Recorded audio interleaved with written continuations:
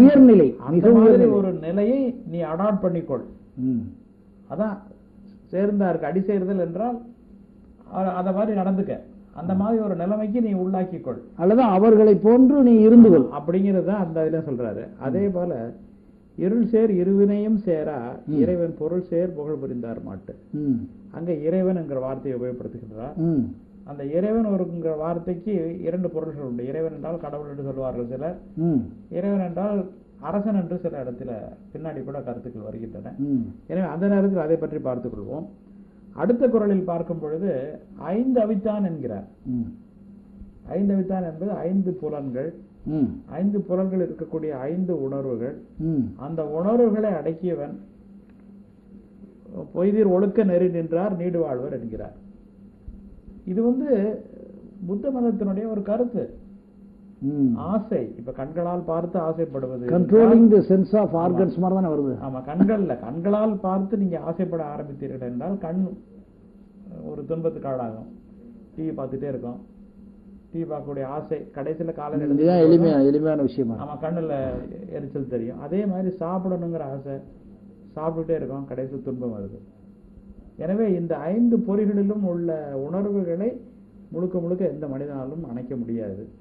அப்படி அணைத்தவனை தூக்கி மேல வச்சு அந்த குணத்தை பெர்சானிஃபை பண்ணி அதுக்கு கீழே நீங்க நில்லுங்கன்னு சொல்றாரு ஒழிய, நில்லு எங்க வேணா நிக்கலாம், அது கீழே கொஞ்சமா நிக்கலாம், அல்லது தள்ளி நிக்கலாம். சொன்னதுல இந்த அஞ்சு குறள்லையுமே ஒரு மனிதனிலேயே இருக்கக்கூடிய ஹையஸ்ட் குவாலிபிகேஷனா இருக்கக்கூடிய ஒழுக்கத்தை சார்ந்தவர்களை மட்டும்தான் சொல்லிக்கிட்டு வர்ற மாதிரி இருக்கு. அதாவது ஒவ்வொரு பிரச்சனையும் ஒவ்வொருத்தருக்கும் பிரச்சனை இருக்கு. வேண்டுதல் வேண்டாமேங்கிறது ஒரு பிரச்சனை. பால் அறிவை பத்தி சொல்லும் போது அது தூய அறிவை பத்தி சொல்றேன். இப்ப ஐந்து அவித்தான் என்ற ஒரு கருத்தை சொல்லுகிறார். அடுத்தது தனக்கோமை இல்லாதான் என்கிறார். இது சுலபமாக அப்புறம் பர்சனாலிட்டி டெவலப்மெண்ட் மாதிரியே வருது. ஆமா, அந்த பர்சனாலிட்டி தான் சொல்லிட்டே வராரு. ஒரு பர்சனாலிட்டி நம்ம இங்க ஊர்ல சொல்றோம் பாருங்க சார், சாதாரணமா சொல்லும் போது நல்லவர்களை சார்ந்து வாழு அப்படின்னு சொல்றது மாதிரியே தானே வருது. அப்படிதான் சொல்றாரு. கேரக்டரை ஐடென்டிஃபை பண்ணி வர்றது மாதிரி இருக்கே ஒவ்வொன்றிலையும். ஆமா ஆமா. இப்ப தனக்குவமே இல்லாதான் தாழ் சேர்ந்தால் மனக்கவலை மாற்றல் அறிவுங்கிறார். அதாவது தனக்குவமை இல்லாதான்னு மறுபடியும் ஒரு பர்சனாலிட்டியுடைய உயர்நிலை தான்.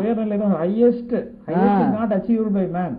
பட் மேபி அந்த இது சொல்லும் போது தனக்குவமை தனக்கு ஈக்குவலே இல்லாத ஒருத்தன், அவனை போய் நீ சரண்டர் ஆயிட்டேன்னா, அவன்கிட்ட போய் இருந்து பழகிக்கிட்டு அவனை குருவா ஏற்றுக்கொண்டா என்றால் உனக்கு மனசுல கவலை இருக்க வேண்டிய அவசியம் இல்லை. அது நீங்க சொல்றது கரெக்ட் தானே. மிகப்பெரிய அறிவாளிகள் தான் ஒருவனுடைய அறியாமையை தீர்க்க முடியும் என்பதுதான் இன்னைக்கு இருக்குது வரைக்கும். மனக்கவலை என்று வரும்போது ஒரு டீச்சர்னா யாரு, டீச்சர்கிட்ட வரணும் ஸ்டூடெண்ட். அவன் டீச்சர் ஸ்டூடெண்ட்டை மூவ் பண்ணும்போது, ஸ்டூடெண்ட் டீச்சரை மூவ் பண்ணும்போது இவனுடைய அறியாமைகளை எல்லாம் நீக்குகிறார்.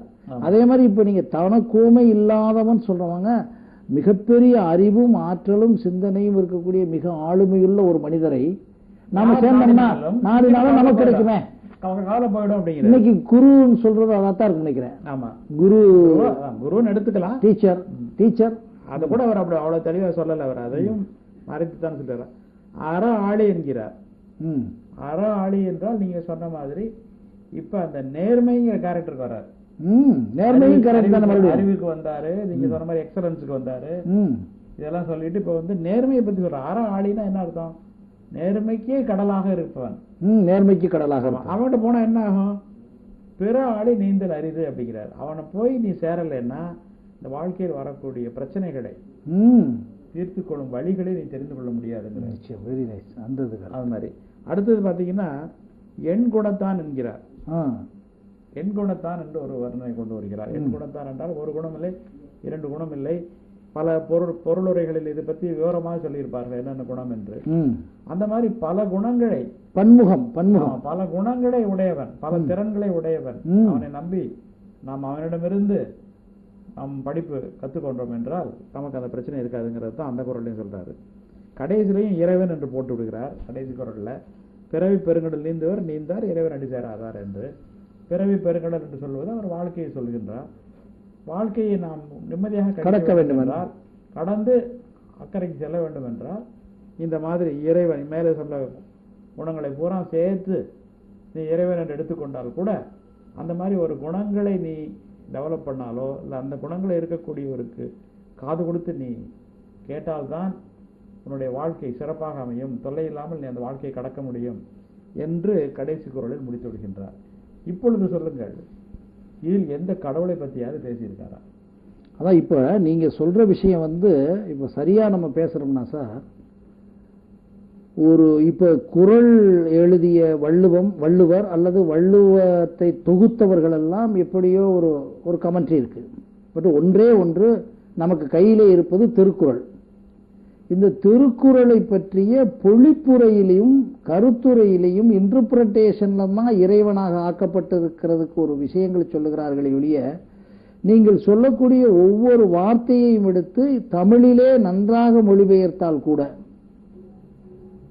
இது சொல்லக்கூடிய ஒவ்வொன்றுமே என் குணத்தான், தனக்கோமை இல்லாதான், வேண்டுதல் வேண்டாமை இலானடி, ஆதி பகவன், இதுல எதுலையுமே நேரடியாவே ஒரு அர்த்த பொருள் பார்த்தோம்னு சொன்னா உயர்ந்தவர்கள், மேலும் உயர்ந்தவர்கள் தான் வருது. அறிவில் உயர்ந்தவர்கள்.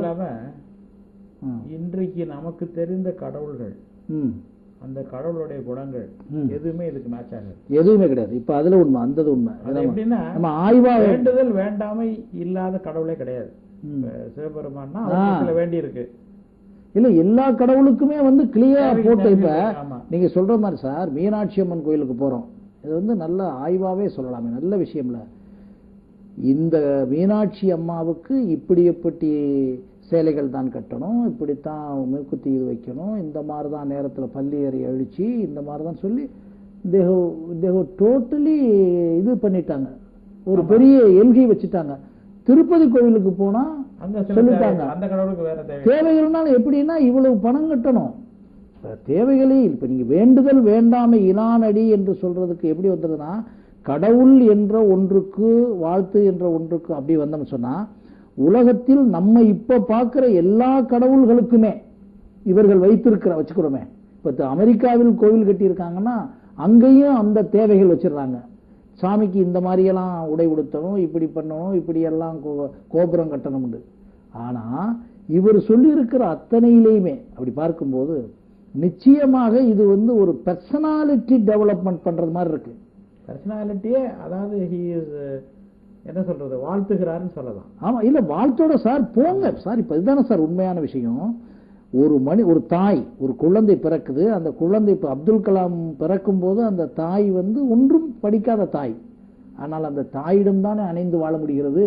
அது மாதிரி இன்னைக்கு இருக்கக்கூடிய ஒவ்வொரு மனிதனுமே ஒரு மென்டார் இல்லாம, ஒரு இன்ஸ்பிரேட்டர் இல்லாம வாழ முடியாது. அப்ப 2000 ஆண்டுகளுக்கு முன்னால அவர் என்ன சொல்றாரு, இப்படிப்பட்ட பர்சனாலிட்டி உள்ள ஆளுகள்கிட்ட எல்லாம் எவனொருவன் சேர்ந்தால் நேரடி சயின்ஸ் தானே நீங்க சொல்றீங்க. இன்னொரு முக்கியமான